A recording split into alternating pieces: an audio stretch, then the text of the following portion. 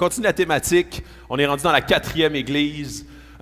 Et pour ceux qui n'ont pas été là durant les dernières semaines, dans le fond, on fait une série en ce moment sur les 7 églises de l'Apocalypse. Dans le fond, cette série-là est vraiment adressée à l'Église, donc aux gens qui sont dans l'Église. Alors, c'est pas une série qui, disons, est une série particulièrement adressée aux gens qui ne connaissent pas Jésus. C'est vraiment les gens qui se disent chrétiens. Et c'est drôle parce qu'au Québec, la majorité des Québécois, en fait 75% des Québécois, se disent chrétiens. Et c'est paradoxal parce que la majorité des Québécois, quand on vient à savoir, parce qu'on leur demande pourquoi est-ce que tu te dis chrétien, la majorité disent « j'ai été baptisé » ou « je suis catholique ». Non pratiquant, c'est la réponse qu'on obtient le plus souvent.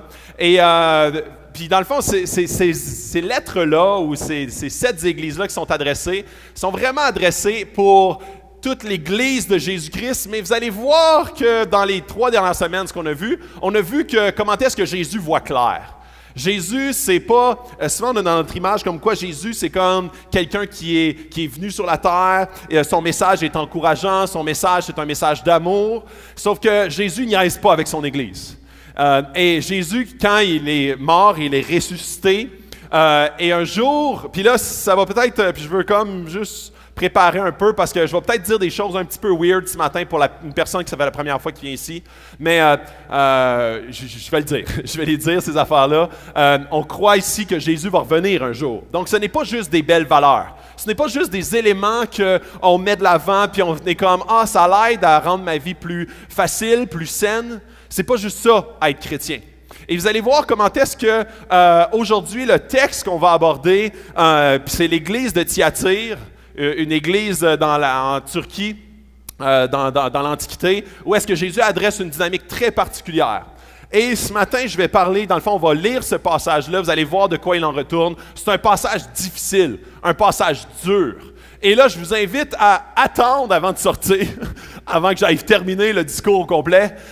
Vous allez voir comment est-ce que ce n'est pas un message qui est un message de culpabilité, de honte. C'est un message qui attire vers l'espoir, qui attire vers l'encouragement et surtout vers l'exhortation.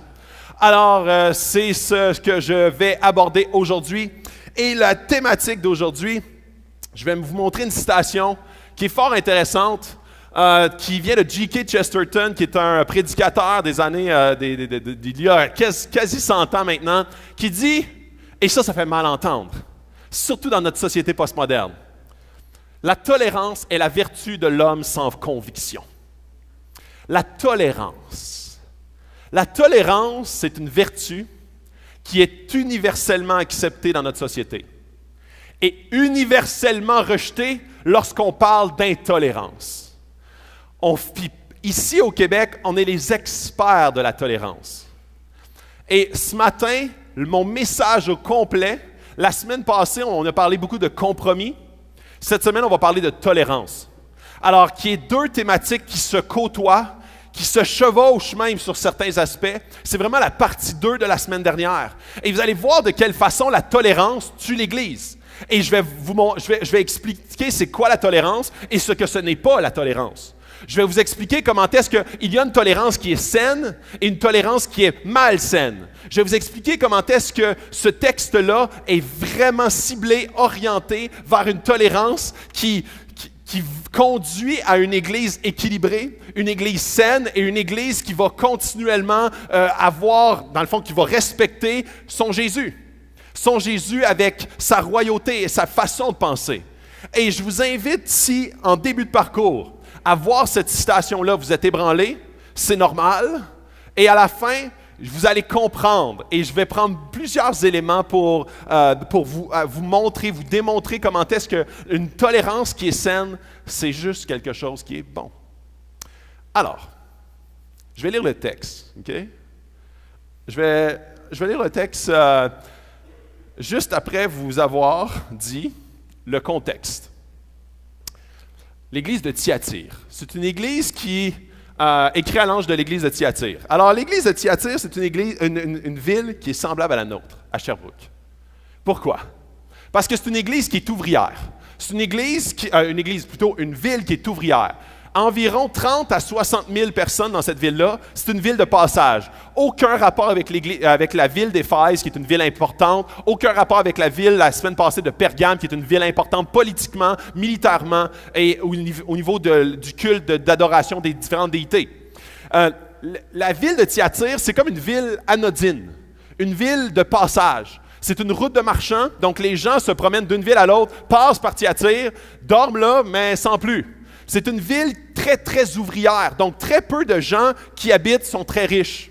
La majorité sont dans la classe moyenne même, on dirait moyenne faible.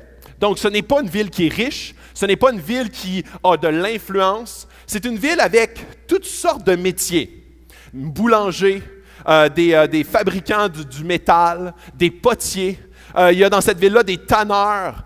Le textile est très important. Puis ça me fait beaucoup penser à Sherbrooke parce qu'il y a 50 ans, c'était ici, 50% des emplois étaient de textile. Aujourd'hui, très peu.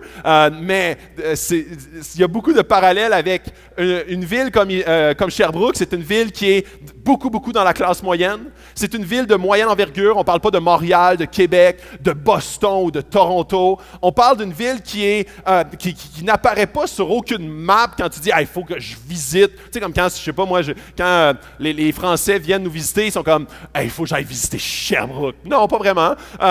C'est plus une ville qui passe sous silence, sous le radar. C'est une ville assez ouvrière, beaucoup dans le public, parapublic, beaucoup d'emplois qui sont de la classe moyenne, beaucoup d'emplois qui sont des emplois qui sont non pas des emplois d'influence, mais c'est des emplois qui sont très, très moyennes, très classe moyenne.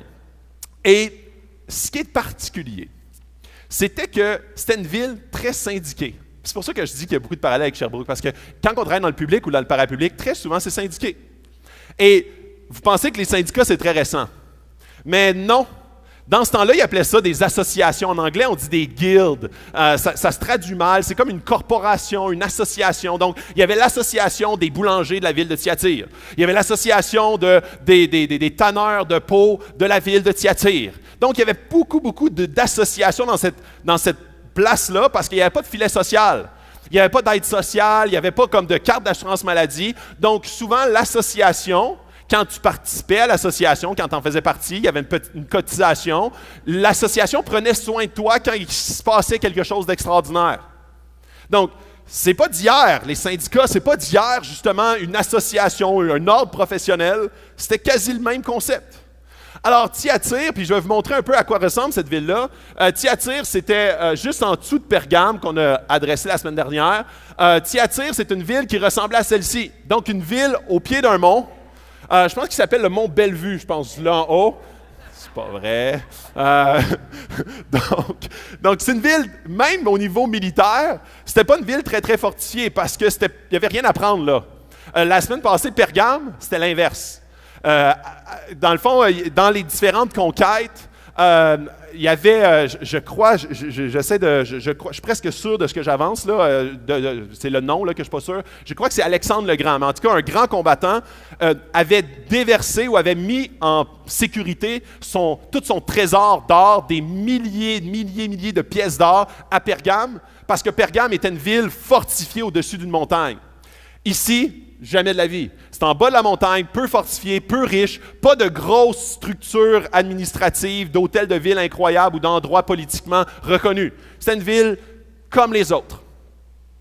Alors, et ça ici, le culte principal dans cette ville-là était le culte d'Apollo. Apollo, ça c'est un de ses temples.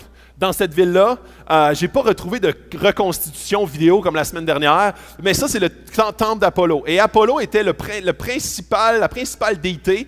Apollo, ce n'est pas un dieu supposons, un dieu du travail ou un dieu de la fertilité. Apollo, c'était un dieu c'était le fils de Zeus. Et Apollo était une déité qui prônait l'art, qui prônait la virilité masculine, la beauté masculine. C'était un dieu qui était assez large dans les domaines qu'il chapeautait, je vais le dire comme ça.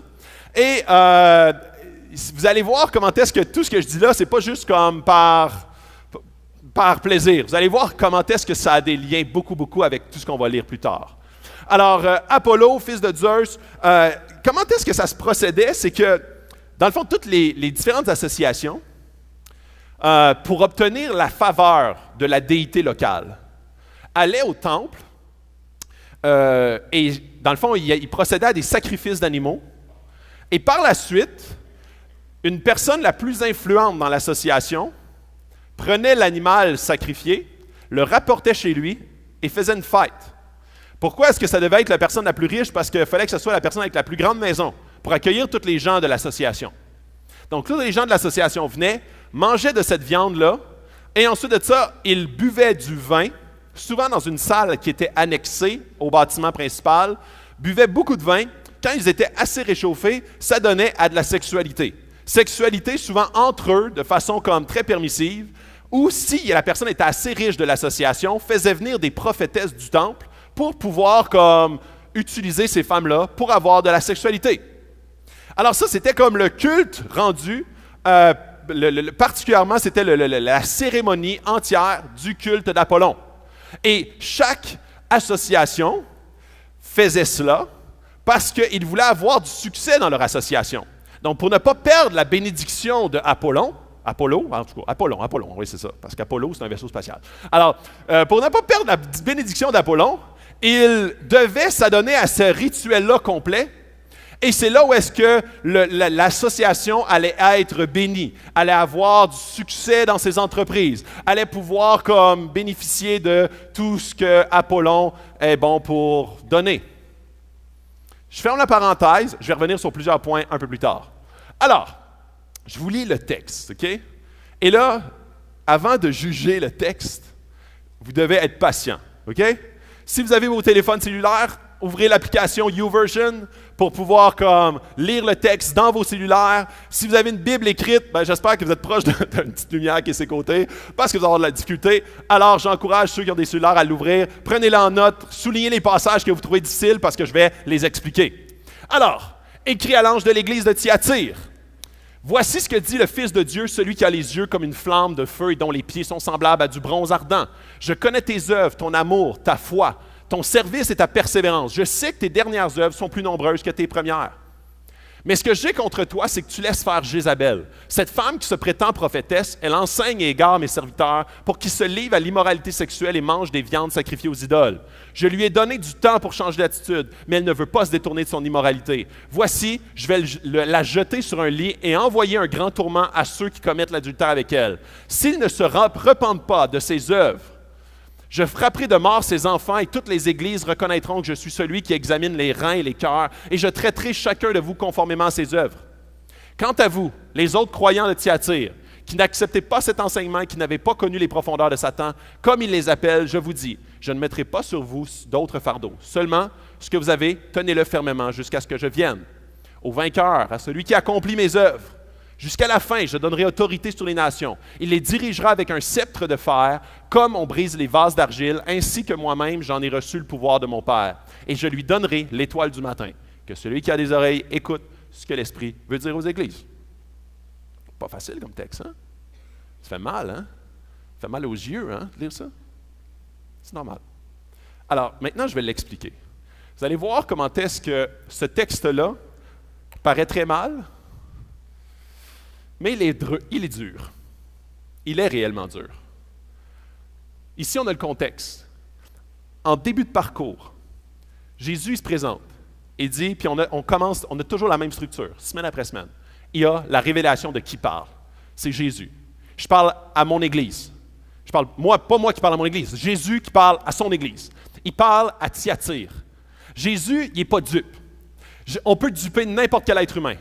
N'importe qui ici peut me duper moi, peut duper la personne à côté de toi, tu peux duper tes parents, tu peux duper comme ta femme, ton mari, tu peux duper tes enfants, mais tu ne peux pas duper Jésus.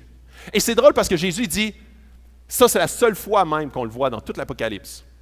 Il dit, voici ce que dit le Fils de Dieu. Pourquoi il dit ça en début de parcours? C'est parce qu'Apollon était le Fils de Dieu. C'était le fils de Zeus. Zeus était le grand Dieu. Apollon, c'est son fils. Puis Jésus dit, non, c'est moi le Fils de Dieu. C'est moi le vrai Fils de Dieu. Tu t'es construit un culte, tu penses que d'adorer Apollon, ça va te donner quoi que ce soit. Mais non, c'est moi qui est le Fils de Dieu, le vrai Fils de Dieu. Puis plus que ça, celui qui a les yeux comme une flamme de feu. Et ce qu'il est en train de dire, c'est que Jésus, il n'est pas dupe. Il n'est pas dupe et il voit les cœurs. Ses yeux voient plus loin que juste tes actions que tu laisses voir aux autres. Il voit beaucoup plus loin que seulement ce que tu laisses transparaître. Et dans l'Église, c'est un des endroits les plus tentants à mettre une belle image extérieure, mais qu'à l'intérieur, c'est complètement une autre game qui se passe. C'est l'endroit où est-ce qu'on est même conditionné à bâtir une image extérieure avec un intérieur qui pourrit. Et même, on peut avoir une excellente réputation ici à l'Église. On peut avoir des amis qui pensent qu'on est vraiment au top. On a des amis qui pensent qu'on est très moral. On a des amis qui pensent qu'on n'a aucune lutte. On a des amis, des parents, tous les gens autour de nous. On peut avoir une vie secrète et que personne ne sait sauf moi, sauf nous, et que les gens autour qui nous côtoient ne se rendent pas compte, mais Jésus lui voit. Et plus que ça, et dont les pieds sont semblables à du bronze ardent. Le bronze dans cette ville-là était très important parce que c'était un des principaux fabricants d'armes en bronze de toute la Turquie. Et quand il dit, le bronze est très, très associé dans ce temps-là aux armes. Aux armes, et Jésus est en train de dire, je ne suis pas comme bonasse. Tu ne peux pas me gourer, moi. Tu sais. Tu peux gourer qui tu veux comme être humain, mais moi, tu ne peux pas me gourer. Tu ne peux pas faire à semblant de m'aimer, puis tu arrives à l'église, tu fais comme « Ah, je t'aime, Jésus », puis que dans ton intérieur, il se passe complètement d'autre chose. Tu as une vie secrète qui est cachée et que tu dis « Jésus, je t'aime, mais quand dedans, puis dans ta vie, il se passe complètement autre chose. » Jésus dit « Non, je suis comme pas ça. Tu me dis ça dans ma face, mais moi, je vois dans ton cœur. » Et là, Jésus, et puis tu sais, c'est pour ça tantôt quand je parlais on a souvent la perception comme quoi Jésus, c'est comme quelqu'un qui est toujours... Tu sais, là, comme l'image qu'on nous le dépeint souvent, c'est quand il est venu sur la terre. On nous le dépeint comme quelqu'un qui est doux, et c'est vrai. On nous le dépeint comme quelqu'un qui pardonne, qui aime, sans retenue, et c'est vrai. Sauf que Jésus, quand il est venu sur la terre, il est entièrement homme, mais il est entièrement Dieu. Et ce qui arrive avec ça, c'est que Jésus a en horreur, de la même façon que son Père, le péché, l'hypocrisie, a la même haine envers le péché, mais aime passionnément le pécheur. Il est mort sur la croix pour le pécheur, mais pour mettre à mort le péché. Donc, là, il faut absolument que vous écoutez ce que je vais dire là, puis je l'ai dit la semaine passée aussi, mais Jésus, quand il parle à son Église, Jésus parle à ceux qui se disent chrétiens. Donc, si ce matin tu te dis chrétien, Jésus te parle à toi. Si ce matin tu ne te dis pas chrétien, tu es en cheminement, tu es en train d'explorer, tu es attiré par Dieu, il y a des choses qui t'intéressent, mais tu n'as pas encore donné ta vie à Dieu. Tu n'as pas encore fait le choix de le suivre. Tu ne te dis pas chrétien. Quand quelqu'un te dit, es-tu chrétien? Tu dis, ben non, je suis comme en cheminement, ou je suis en réflexion, ou il y a trop d'affaires qui me dérangent, ou peu importe. C'est pas à toi que ce message-là s'adresse. OK? Alors, c'est très, très drôle, pas drôle, c'est pas le bon mot, mais comme intéressant de voir comment est-ce qu'il y a toujours ces trois spectres-là que Jésus adresse dans tous les évangiles. Il adresse ceux qui sont chrétiens, qui se disent chrétiens et qui agissent en chrétiens, qui veulent obéir à Jésus. Il y a ceux qui se disent chrétiens mais qui n'obéissent pas à Jésus, qui le méprisent et qui ont un intérieur complètement comme sale et complètement pourri. On voit une année Jésus qui dit aux pharisiens, les gens les plus religieux du temps, il dit, vous êtes comme des sépulcres blanchis. Donc, des beaux sépulcres, des beaux cercueils, super shiny, blancs à l'extérieur, mais en dedans, il y a comme, vous êtes rongés par la putréfaction. Donc, il adresse très souvent ces deux éléments-là, les chrétiens repentants et les chrétiens non repentants. Et après ça, il y a comme la troisième clientèle qui est ceux qui ne connaissent pas Jésus, ceux qui n'ont pas la foi en Jésus. Et Jésus est comme, venez à moi, vous tous qui êtes fatigués, je vais vous donner du repos. Il n'est pas en train de dire, comme, je vais transformer ta vie avant que tu me rencontres. Non. Jésus, ce n'est pas une religion, c'est une relation. On ne pourrait pas, même si on voudrait, là, comme voter une loi qui dit, aujourd'hui, tout le monde est chrétien. On ne pourrait pas. Parce que tu ne peux pas dire à tout le monde, c'est une loi d'aimer Jésus. C'est un amour pour quelqu'un, pour une personne. C'est pas juste des principes que tu adhères. C'est pas juste d'aller à l'église ou de ne pas aller à l'église. C'est que tu tombes en amour avec Jésus et lui, par la suite, te transforme de jour en jour. Alors, c'est là où est-ce que ces trois différentes personnes sont adressées dans la Bible et dans le Nouveau Testament. Dans cette lettre-là, il y a seulement les deux premiers, les chrétiens repentants et les chrétiens non repentants.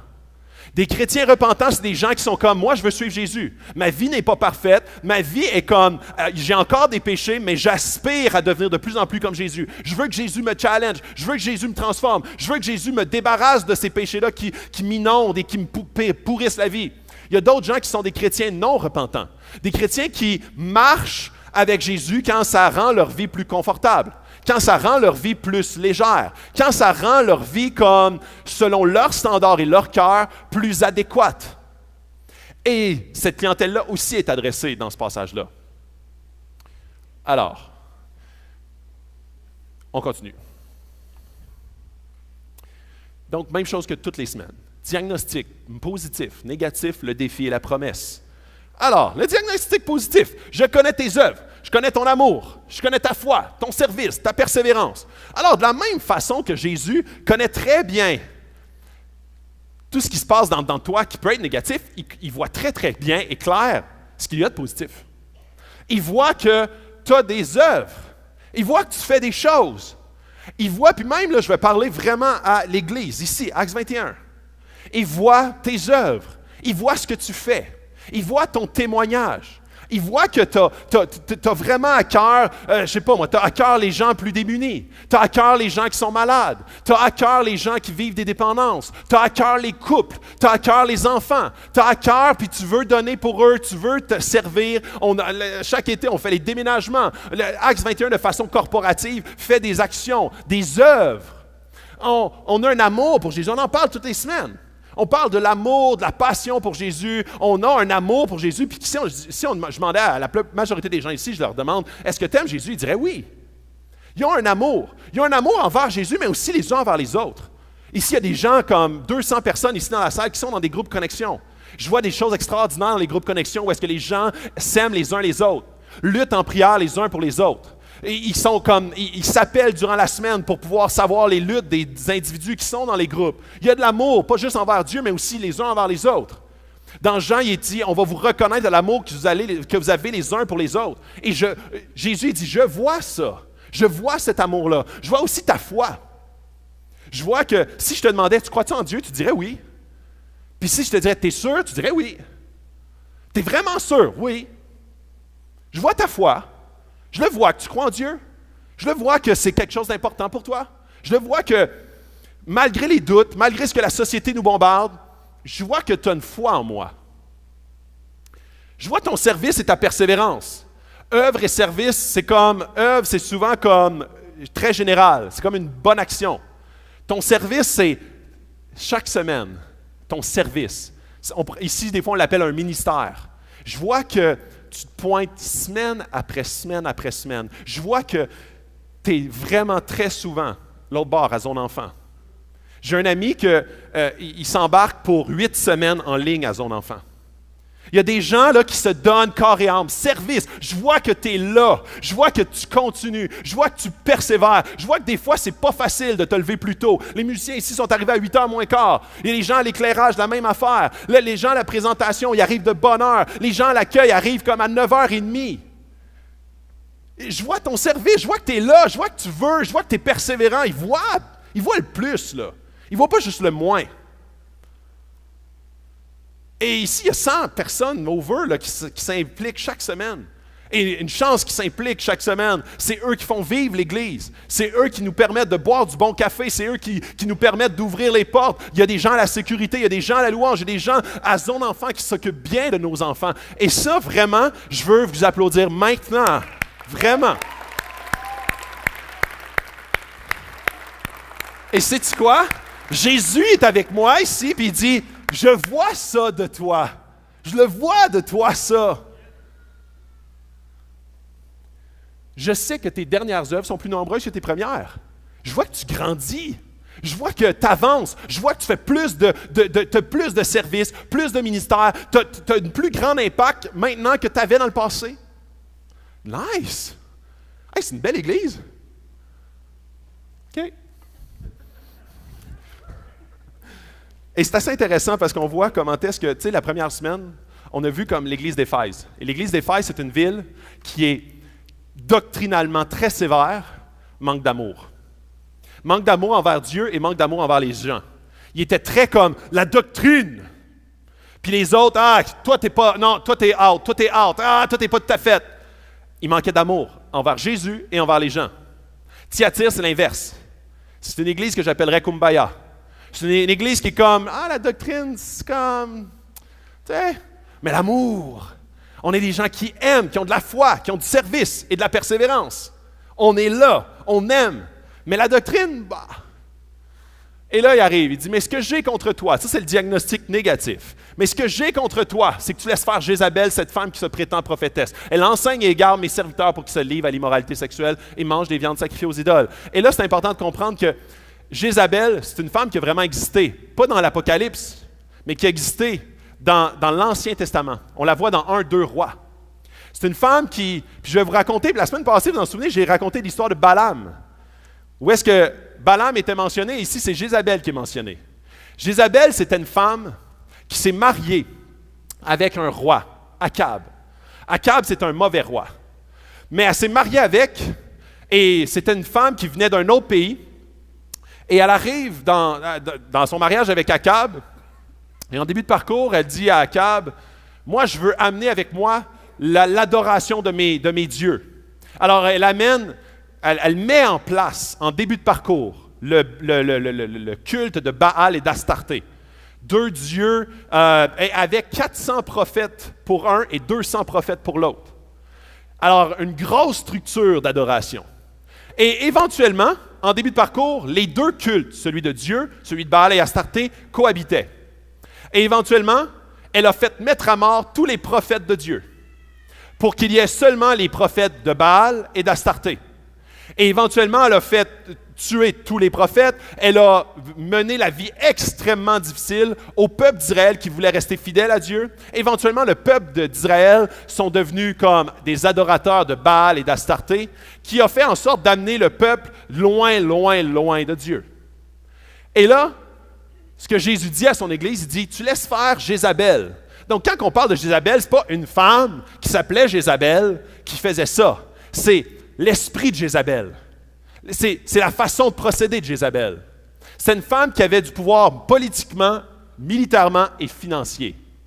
C'est une femme qui... Puis quand je dis une femme, c'est pas une femme de sexe féminin. C'est les mêmes caractéristiques que Jézabel, mais qui œuvrent dans l'Église. Donc ça peut être un homme, une femme, ça peut être des hommes, des femmes, et qui rentrent et qui son désir, c'est... puis on dit qu'elle a un rôle de prophétesse. Alors, cette prophétesse, elle enseigne et égare mes serviteurs. Et souvent, on a tendance à penser que l'enseignement se fait sur le stage. Mais il y en a bien plus que sur le stage qui se fait. Il y a dans les groupes connexion, il se fait de l'enseignement. Dans une discussion avec un ami, il se fait de l'enseignement. L'enseignement, c'est quelque chose qui n'est pas juste donné à une personne, mais qui est donné à beaucoup de personnes qui ont ce don spirituel-là. Et dans l'Église, même si tu n'as pas ce don spirituel-là, tu peux également enseigner d'autres. Comme justement, quand Jésus dit « Faites de toutes les nations des disciples », il ne dit pas « Les pasteurs, faites de toutes les nations des disciples ». Non, il dit « Hey, l'Église, gang, church, faites de toutes les nations des disciples ». Fait que comment tu fais ça? Ben, t'enseignes les gens, tu sais, comme quelqu'un qui vient de se convertir, tu lui dis, OK, ben, on va lire la Bible ensemble, on va prier ensemble, on va comme avancer, on va apprendre comment est-ce que Dieu, qu'est-ce qu'il veut faire dans ta vie, c'est quoi les éléments qu'il veut adresser, c'est quoi les éléments pour devenir de plus en plus en amour avec Jésus, on va apprendre à connaître Jésus. Alors, l'enseignement, c'est quelque chose qui est très répandu dans l'Église.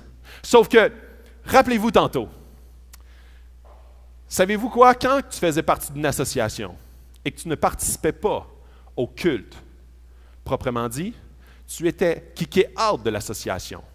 Ce que ça voulait dire, ça, quand tu étais out de l'association, c'est que tu n'avais plus de travail. Quand tu n'avais plus de travail, il n'y avait pas de filet social. Fait que tu n'avais plus d'argent. Quand tu n'avais plus d'argent, qu'est-ce qui se passait? Tu ne mangeais plus. Qu'est-ce qui se passait quand tu ne mangeais plus? Tu crevais. Alors, c'était grave, là. C'était pas juste comme léger quand tu ne faisais pas ce culte-là. Parce que automatiquement, l'association te voyait comme une menace. Et cette menace, il fallait l'éradiquer parce que sinon, toute l'association allait vivre les foudres d'Apollon. Ils vont me tromper tout le long, OK? Fait que, si je dis Apollo, traduisez-le Apollon. Fait que, voyez comment est-ce que les gens dans l'Église souffraient de vivre une foi authentique.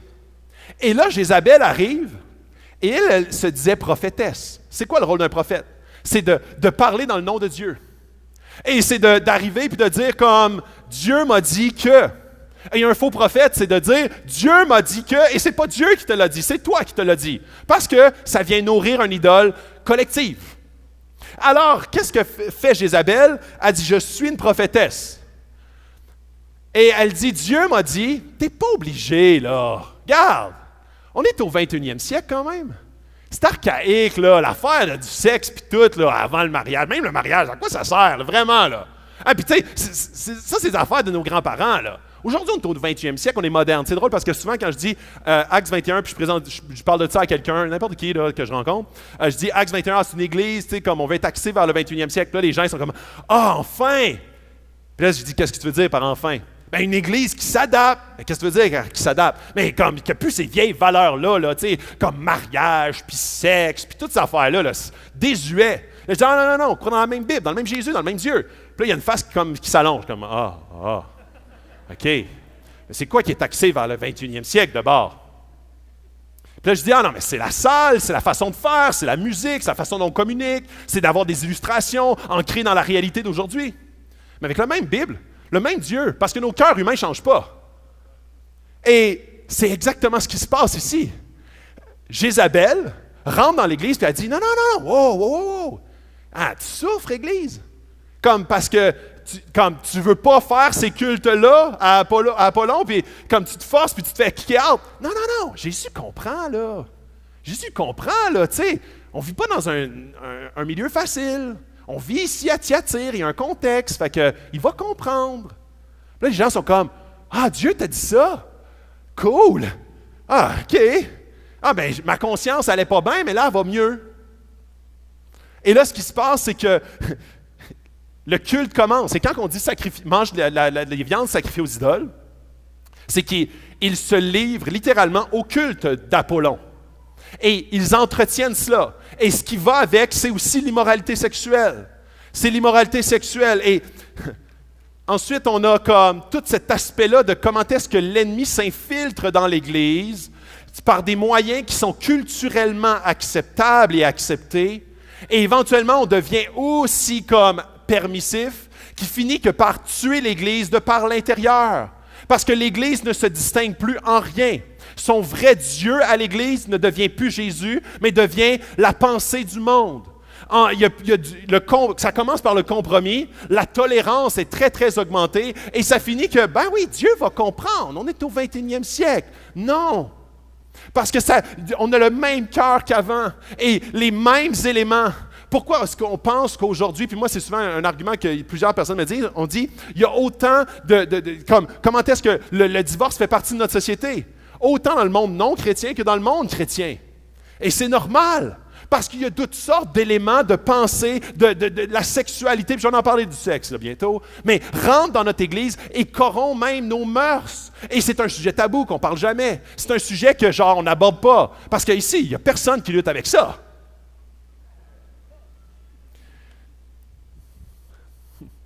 Je lui ai donné du temps, puis je vais revenir là-dessus, OK? J'étais sarcastique un peu. Je lui ai donné du temps pour changer d'attitude. Jésus est patient. Il veut tellement que son Église l'aime, le suive. Il veut tellement prendre soin de son Église. Jésus, c'est un bon père. Il veut pas son but, c'est pas de condamner son Église. Il dit, je veux que tu te repentes, puis que tu viennes et que tu me suives, parce que je connais l'être humain, puis je sais que ça te conduit au mauvais endroit. Je sais que ça te conduit dans un mur, dans un endroit où est-ce que tu vas souffrir.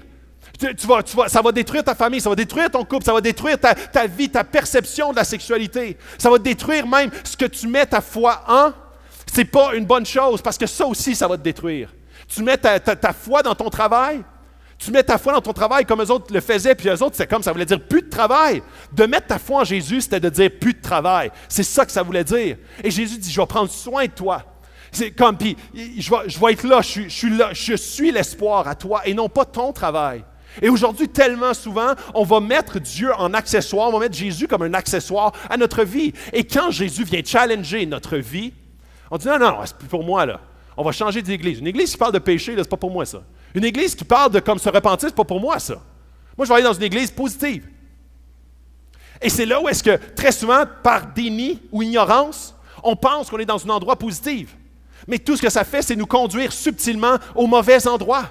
Ça nous conduit dans un endroit de stérilité, ça nous conduit à un endroit de destruction. Alors elle dit, je lui ai donné du temps pour changer d'attitude, mais elle ne veut rien et pas se détourner de son immoralité. Voici, je vais la jeter sur un lit et envoyer un grand tourment à ceux qui commettent l'adultère avec elle s'ils ne se repentent pas de leurs œuvres. Et là, je veux parler un petit peu de sexe. Je veux parler de sexe parce que c'est vraiment quelque chose qui vraiment nous afflige. Beaucoup. Il y a une citation ici, puis ça, c'est un vieux film. Un film qui s'appelle Usual Suspect, Suspect habituel. Puis c'est Kevin Spacey qui est l'acteur dans ce film-là. Il dit « Le plus grand tour que Satan a réussi à faire est de faire en sorte que le monde ignore qu'il existe. » Et c'est une stratégie bien subtile. C'est une stratégie bien subtile où est-ce qu'on pénètre progressivement dans l'Église et qu'on rend ça acceptable. Ici, je vais vous donner quelques statistiques par rapport à la pornographie. Je commence par la porn parce que c'est vraiment un sujet bombardé. Je vous donne quelques statistiques. 70% des hommes et 30% des femmes dans l'Église luttent avec la pornographie. Et attention, OK? Ce que je suis en train de dire, ce n'est pas pour pointer du doigt.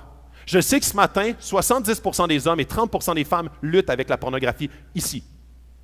Alors, quand je dis ça, ce n'est pas pour dire « Hey, sors d'ici, maudit homme! » Non. Je suis en train de dire il faut qu'en tant que famille, on puisse s'épauler pour se conduire au pied de la croix tous ensemble. Et ce matin, si tu ne luttes pas avec la sexualité, la pornographie, fais juste être sensible à ce que l'Esprit veut pointer dans ta vie et que tu luttes avec. Parce que ici, la finalité, c'était une sexualité dépravée. Mais l'idolâtrie, où est-ce qu'on s'adonnait à un culte d'idole, était beaucoup plus large que la sexualité. Donc ici, ces gens-là, pour ne pas perdre leur travail, leur prestige, la réputation qu'ils avaient, même leur relation, ils disaient, OK, non, Dieu va comprendre. Et là, je vais rentrer dans ce moule-là. Et l'Église devenait une Église tiède, une Église stérile, une Église qui meurt. Alors, 29% des chrétiens croient que c'est acceptable. Alors, ça, c'est Jézabel. Non. Hey, on est au 21e siècle, là. Relax. Non. Hey, je sais, là. Tous les gars, là, sont pognés avec ça. Pas si grave, là. Dieu comprend. Et quand je te dis ça, je suis en train de dire que entre frères et sœurs, ce qu'il faut, c'est pouvoir s'encourager vers Jésus et non pas s'encourager vers Jézabel. Et Jézabel, c'est justement le mensonge de la tolérance ultime. Une tolérance à toutes les choses pour rendre notre vie plus confortable. La promesse de Jésus n'a jamais été qu'une vie de chrétien était une vie plus confortable.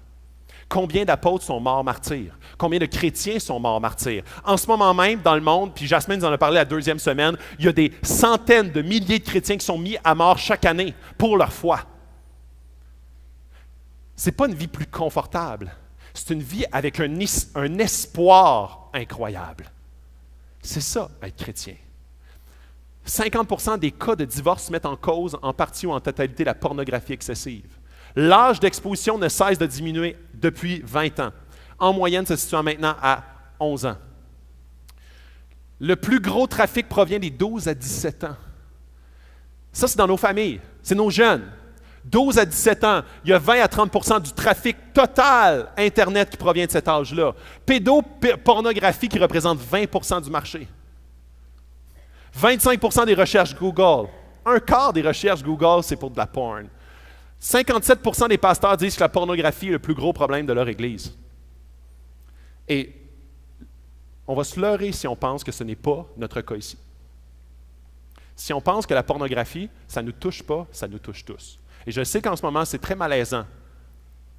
Ce que je veux, mon plus grand désir, avec ce discours-là, c'est qu'on ait un désir de se lancer vers Jésus et se repentir de notre situation actuelle. Si tu sors d'ici avec une honte et le goût, le plus rapidement possible, d'oublier le message, prends ça comme un wake-up call. C'est Jésus qui dit non, viens à moi, t'es fatigué, puis c'est pas la réponse réelle, c'est un leurre, c'est une drogue, c'est un élément qui te donne un sentiment de quelque chose de bon, mais ce n'est pas le cas. Je continue. Ça, il y a eu une recherche du conseil, de la recherche sur la famille, OK? Et laissez-moi vous parler un petit peu de leur conclusion. La pornographie, puis ça, il y a un gros rapport qui est sorti avec ça. Ce n'est pas une institution chrétienne. Il faisait un constat sociétal.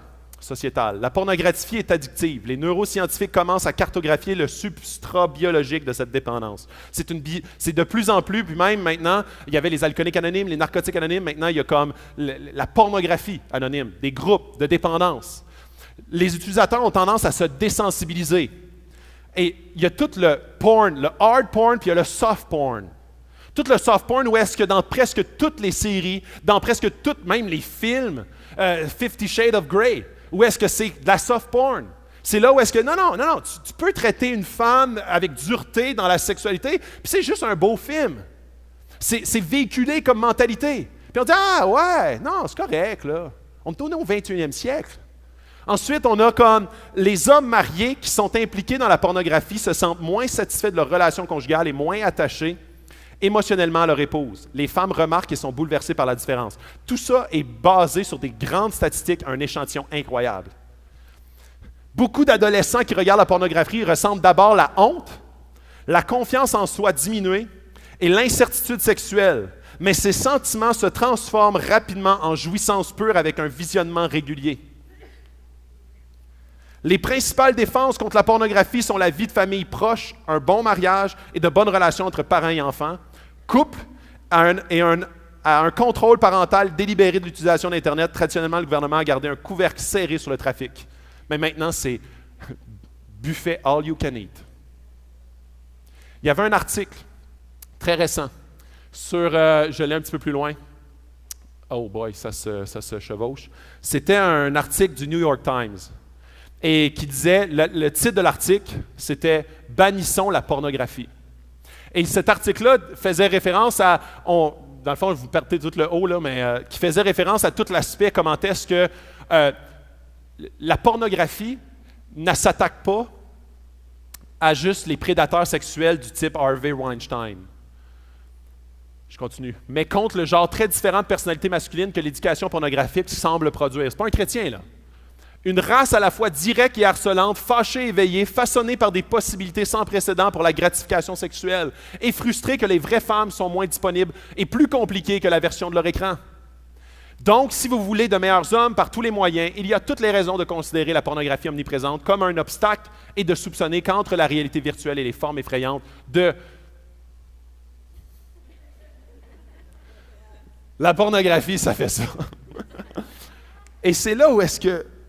Et lui, dans le fond, militait pour que le gouvernement amène des lois contre la pornographie. Et c'est là où est-ce qu'on voit comment est-ce que la société installe un courant de pensée, et nous, en tant qu'Église, on est bombardés, Jézabel s'infiltre dans notre Église, et progressivement, ça devient acceptable et accepté. C'est là où est-ce que je recule un petit peu en arrière. Ici, je peux parler de sexe, parce que les deux sont intimement liés. 42 à 59% des, puis je vais vous dire pourquoi c'est cette différence-là, croient que c'est correct d'avoir des relations sexuelles avant le mariage. Ça, c'est dans le monde chrétien. 42 à 59%, 59% vient des plus jeunes, donc les millennials, les Y, et 42% provient des plus âgés, baby boomers et traditionnels. Et c'est là où est-ce que ce pourcentage-là décline de génération en génération. Dans l'Église! Et je sais qu'en ce moment, il y a peut-être des couples qui sont assis dans la salle, que oui, à Axe, on croit que le mariage, le sexe avant le mariage, c'est vraiment pas ce que Jésus désire pour toi. Puis il y a plein de raisons à ça, il y a plein de recherches. Pourquoi est-ce que le mariage devient de plus en plus attaqué? C'est parce que c'est vu comme une gratification ici, maintenant, la relation de couple. C'est vu comme de l'intimité pure. Il faut que je valide, ça va être la bonne personne sexuellement, sinon j'aurai plus d'amour. Donc le mariage est basé, ou la relation est basée très souvent sur une relation sexuelle, sur une relation d'intimité très, très comme je l'imagine et comme la pornographie me l'a destiné. Le fait d'attendre, et je lisais un article super intéressant d'un chercheur non chrétien, encore une fois, qui disait le fait d'attendre, puis lui, il ne mettait pas l'emphase sur le mariage, mais d'attendre un long laps de temps avant d'avoir des relations sexuelles dans une relation de couple, permettait au couple de prioriser certains aspects, de se retenir, de repousser les pulsions momentanées, pour vraiment s'adonner aux éléments plus importants de la relation, qui lui permettaient par la suite dans la relation que lorsqu'il avait d'autres tentations de d'autres femmes ou de d'autres hommes, de les repousser. Donc, ça développe des traits de caractère. De la même façon que le all you can eat que tu peux avoir sur ton ordinateur, si tu peux l'avoir de la même façon, puis je le sais qu'en ce moment même, il y a des couples qui dans la salle sont comme, le gars est comme, écoute pas ça, oublie ça, dans le char on va comme... Hein? Je le sais, hein? C'est inconfortable. Puis souvent, l'esprit de Jézabel, c'est de rentrer dans l'Église et de faire « Non, hey, check. Ah, nos amis de couple, eux autres, ils font, puis eux autres aussi. Puis regarde, on est au 21e siècle, à ce temps, ça ne marche plus de même. Nos parents, c'était de même, mais plus. Non, c'est Jésus. C'est Jésus qui dit non. Si tu fais ça, tu es en train de te conduire à ta perte et tu fais confiance à ce que ton cœur te dit, non pas ce que je te dis. Et Jésus dit « Je suis un bon père pour toi. Je connais mieux ton cœur que toi-même. » Et c'est fou parce que 42 à 59% croient que c'est correct d'avoir des relations sexuelles avant le mariage. Et quand on regarde combien de couples maintiennent ça, 1 sur 5, dans l'Église. Puis quand je dis ça, c'est une lutte. Et quand je dis ça, ce n'est surtout pas « Ah, tu as fait l'amour, ah ben, à quoi bon? » Non, c'est une lutte de tous les instants. Tu as fait l'amour, mais tu veux garder pur. Tu veux le garder pur jusqu'au mariage. Et le mariage, c'est basé sur l'engagement. Ce n'est pas l'anneau. Ce n'est pas la robe blanche. Ce n'est pas le fait de te marier comme devant le gouvernement. Non, c'est l'engagement que tu prends, qu'une seule fois dans ta vie, tu vas prendre avec une personne pour dire « Je me marie inconditionnellement et peu importe ce qui se passe, je vais rester marié. » Donc, c'est basé là-dessus. Et je veux avoir de l'empathie, de la compassion, parce que je sais qu'il y a des couples ici qui sont brisés. Il y a des couples qui ont vécu un divorce très difficile, que vous avez des blessures qui vous rappellent. Je ne suis pas en train de mettre ça avec un espèce de fer, puis tourner l'affaire dans le pied en disant « Ah, tu n'as pas eu d'engagement. » Pas du tout. Jésus est compassionnel envers ta situation et des blessures et ce que tu as pu vivre comme souffrance. Mais ça ne permet pas de minimiser l'institution du mariage.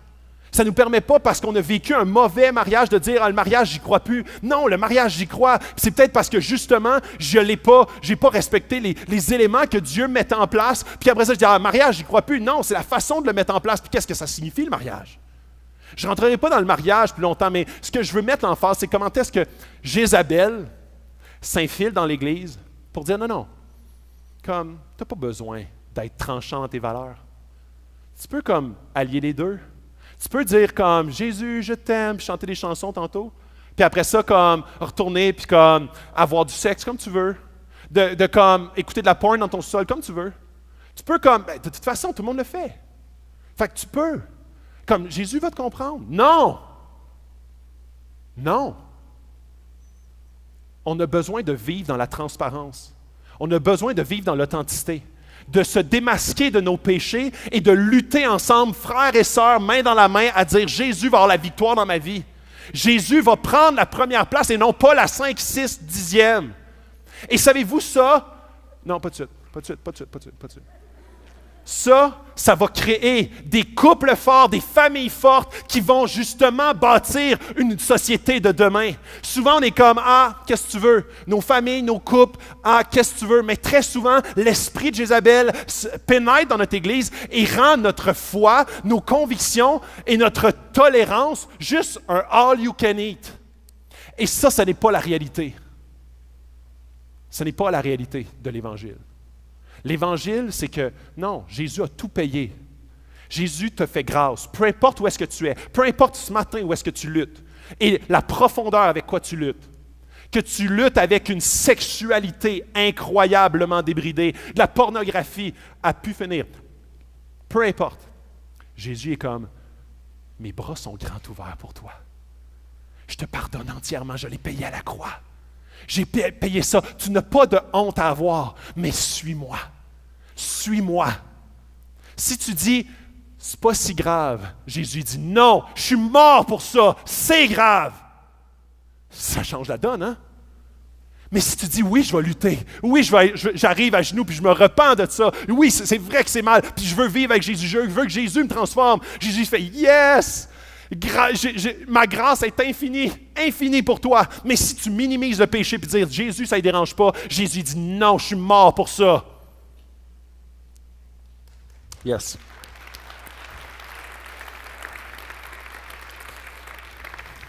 Dans Jacques 5, 16, ça dit, avouez donc vos fautes les uns aux autres et priez les uns pour les autres afin d'être guéris. La prière du juste agit avec une grande force. Mon rêve pour notre Église, c'est que nos péchés, on puisse se les confesser et qu'on prie les uns pour les autres pour que Jésus nous guérisse.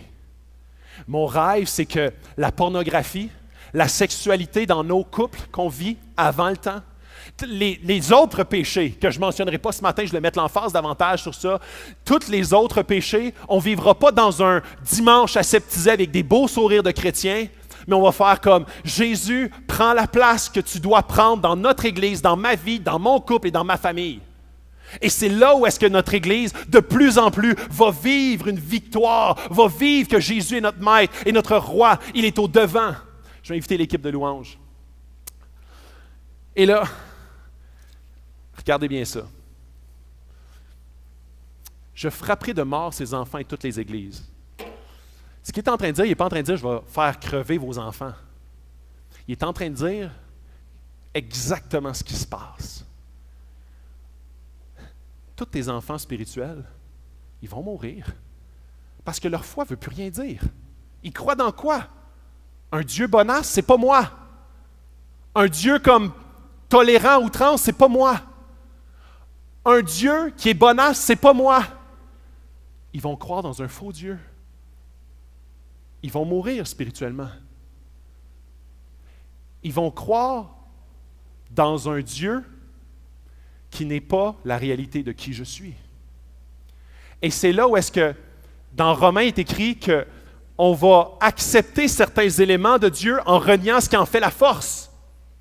Et Jésus dit, OK, les chrétiens repentants, yes, les chrétiens non repentants, non. Et Jésus n'est pas bonasse. Il voit exactement dans nos cœurs. Et ce matin, ce que je veux vous encourager, c'est d'avoir comme, pas en sortant d'ici, une honte, pas en sortant d'ici, un poids, mais avoir le goût d'en parler à quelqu'un, d'avoir le goût de confesser à Dieu et à quelqu'un, de vouloir lutter dans la prière, de vouloir justement avancer dans la sanctification. On est appelé en tant qu'Église, Acte 21, on est appelé en tant qu'Église à être une Église obéissante, à être une Église sanctifiée, à être une Église qui s'en va de plus en plus vers notre roi qui est Jésus, de plus en plus vers qu'est-ce qu'il veut pour notre Église, de la façon qu'il le veut, même si parfois on ne comprend pas et même si notre société va à contre-courant. Plutôt, c'est nous qui va à contre-courant de la société. Et je sais que c'est difficile. Ça peut vouloir dire dans ta vie que tu vas perdre ta job. Très rarement, mais pour certains, les pires. Pour d'autres, ça peut vouloir dire une perte de promotion. Ou est-ce que ton boss, il haït ça, lui, Dieu? Il a été exploité par l'Église, puis il est comme, tu crois en Dieu? Rapidement, il va faire, oh, ça, c'est pas fort, ça, c'est pas fort. T'es pas dû pour être un boss, toi. Tu vas peut-être perdre des relations. Tu vas peut-être perdre du respect de la part de tes propres parents ou de tes propres enfants ou de tes frères et sœurs qui vont faire, tu crois pas là-dedans, toi, pour vrai? Pas l'affaire archaïque, là, puis même l'affaire du sexe. Moi, souvent, je me fais poser la question, pas le sexe avant le mariage, là, pas cette affaire-là. Yes! Puis dire, yes, ça me coûte cher. Ça me coûte cher parce que je sais que dans sa tête, il fait, oh boy, pas trop intelligent, ce gars-là. Parce que tout le monde sait qu'à cette heure, mariage, ça ne marche plus. Mariage ne veut plus rien dire. Et c'est là où est-ce que si je fais confiance à mon cœur, à mon propre jugement, et je ne fais pas confiance à ce que Dieu me dit, à qui Dieu est, c'est sûr et certain que Jézabel va prendre la place. Et Jézabel va m'amener complètement dans le champ. Et éventuellement, ça va mettre à mort ma foi parce que je ne crois plus dans le vrai Dieu. Et ça va mettre à mort la foi de mes enfants, pas juste mes enfants physiques, les enfants, les gens avec qui je suis en relation, tous les chrétiens autour. Tous les gens, l'impact que Acts peut avoir.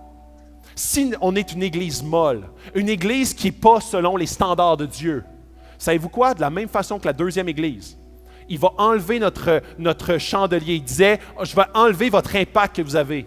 C'est la même chose. Si on est une église qui ne représente pas ce que Dieu veut pour son église, on n'aura juste plus d'impact.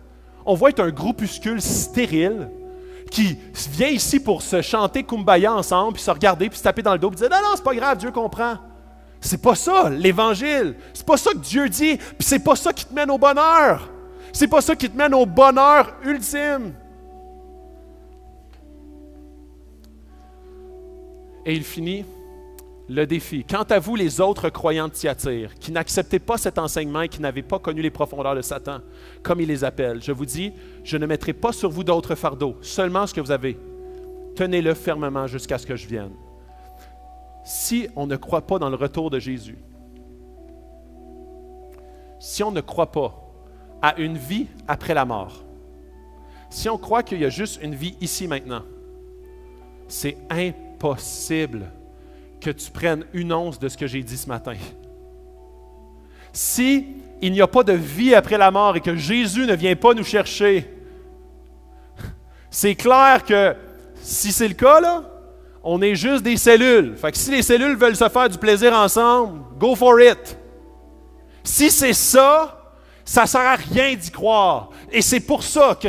Puis on ne prêche pas ça souvent à Acts. C'est pas parce qu'on n'y croit pas. Parce que ce n'est pas un sujet qu'on choisit souvent, le retour de Jésus. Mais savez-vous quoi? Il revient. Il revient, Jésus. Jésus va revenir. Et ça va être... Quand Jésus va revenir, ça va être glorieux ou terrifiant. Un ou l'autre.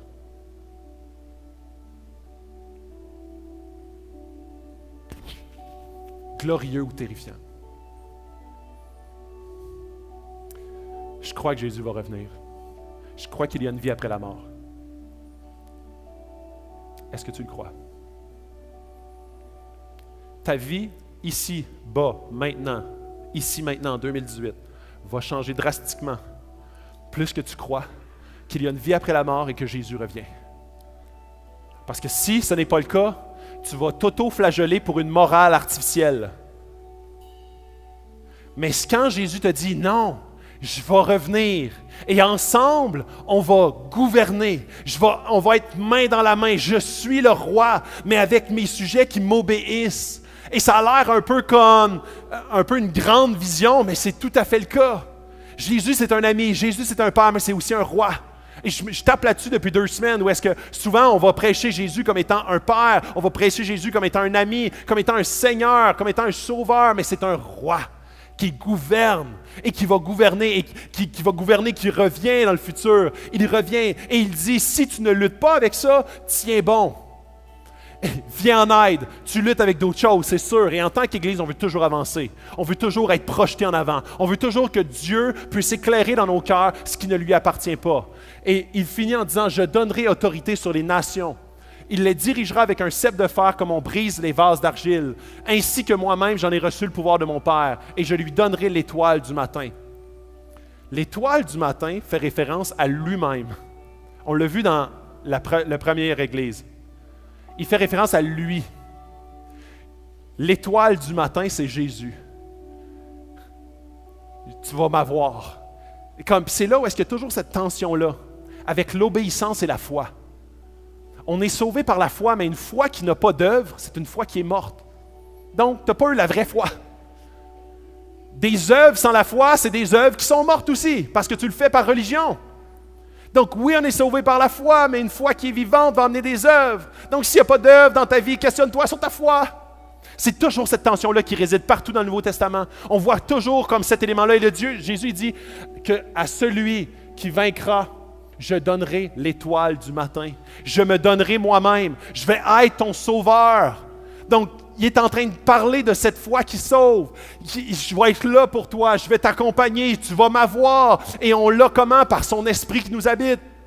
On a l'Esprit de Jésus dans les chrétiens. Alors, cet esprit nous conduit, cet esprit nous transforme, cet esprit nous corrige progressivement. Tu as de la difficulté ce matin avec n'importe quoi que j'ai nommé. Ton espoir, c'est Jésus et son esprit qui t'habite. Alors, si tu essaies de dénigrer ou de diminuer le péché qui prend racine en toi, dans ta vie, dans ton couple, dans tout ton environnement, méfie-toi, parce que tu es en train de croire dans un mensonge qui t'amène à la mort. Et il dit en finissant que celui qui a des oreilles écoute ce que l'Esprit dit aux églises. L'Esprit veut nous parler ce matin. L'Esprit veut nous parler en tant qu'Église. Il veut nous amener vers l'obéissance. L'Esprit nous montre toujours comment est-ce que Jésus est plus glorieux, plus grand, plus beau, plus digne de notre amour. Si tu as des oreilles ce matin, écoute ce que l'Esprit veut te dire. Il veut te parler, il veut te toucher et il veut te transformer. Je vais prendre un temps pour prier à ce point-ci, parce que je sais que c'est un temps qui nécessite, tu vas sortir d'ici avec possiblement un sentiment ou un désir de repentance, c'est excellent. Si tu sors d'ici avec colère, avec déni, je veux prier pour toi. Je veux prier pour toi pour que Dieu touche ton cœur, pour que Jésus puisse se révéler d'une façon plus puissante, plus glorieuse, plus évidente à toi. Parce que Jésus, il n'est pas là pour rendre ta vie plus difficile. Il est là pour rendre ta vie plus vraie, plus réelle, avec un espoir grandiose. Je veux prier pour toi ce matin. Qu'on puisse prendre une petite minute de réflexion. Qu'est-ce que l'Esprit veut te dire ce matin? Ouvre tes oreilles.